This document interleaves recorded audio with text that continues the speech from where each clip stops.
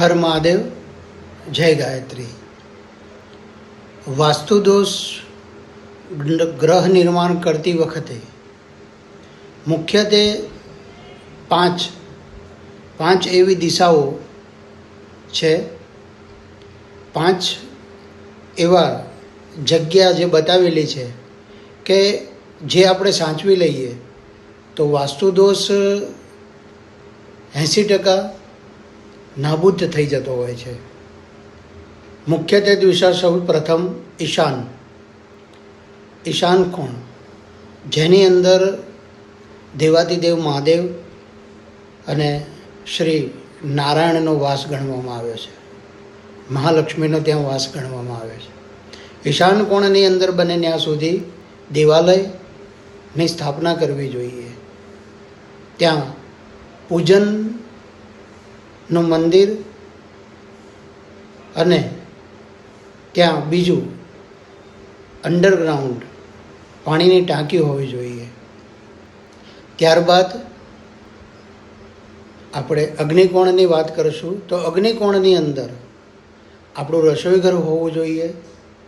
રસોઈ ઘર અગ્નિકોણની અંદર હોવાથી ઘણા બધા લાભ થતા હોય છે, જેને આપણે એક સંજીવની પણ કહી શકીએ છીએ કે આયુર્વેદના દાતા જે ધન્વંતરી અને બધી દવા અને ઔષધિઓ એ અગ્નિકોણની અંદર રસોઈ ઘરમાં રાખવાની હોય છે. તે માટે ત્યાં કાળો પથ્થર ન લગાવવો જોઈએ. ત્યારબાદ આવે છે નૈઋત્ય.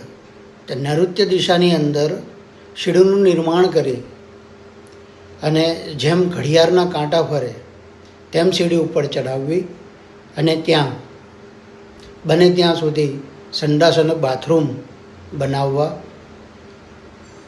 વાયવ્ય દિશાની અંદર ખૂણામાં ત્યાં સેપ્ટિક ટેન્ક અને ત્યાં પણ બાથરૂમ અને સંડાસ બનાવી શકાય છે. આ ચાર દિશાના ચાર ખૂણા જે છે એ ખૂબ જ મહત્ત્વના અને અગત્યના છે વાસ્તુદોષને બચાવવા માટે.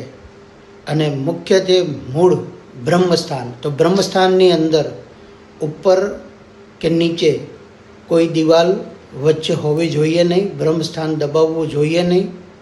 વર્ષના અંદર પૂજન કાર્ય ત્યાં 1-2 જે થતા હોય યથાશક્તિ પ્રમાણે એ કરવા અને બ્રહ્મસ્થાન હંમેશના માટે ચોખ્ખું રાખવું. આ જે 5 દિશાઓ અને આ 5 જે જગાઓ કીધા છે, આ જગ્યાઓ જો તમે આવરી લો તો તમારો વાસ્તુદોષ 80% દૂર થઈ જાય છે.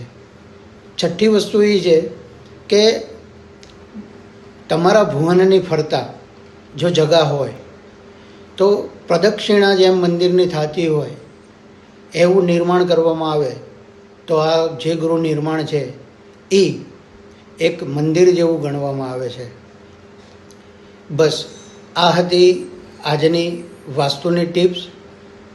વધુ જાણકારી લેવા માટે આવી રીતે ટિપ્સ જાણવા માટે જોતા રહેજો. જય મહાદેવ, જય ગાયત્રી.